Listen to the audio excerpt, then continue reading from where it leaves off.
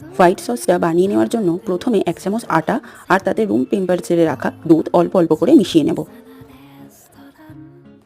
দুধটাকে এবার একটু ঘন করে নেব। এবার দেব oregano, chilli flakes, black pepper powder আর একটু নুন আর সামান্য একটু বাটার দিয়ে দেব।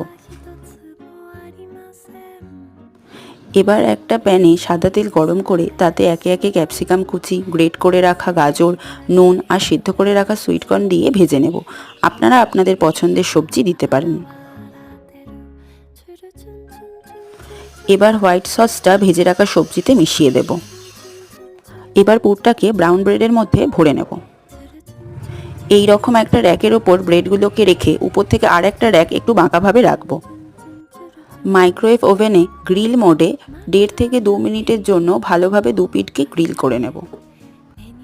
তৈরি হয়ে গেল খুব easy healthy white sauce veg sandwich.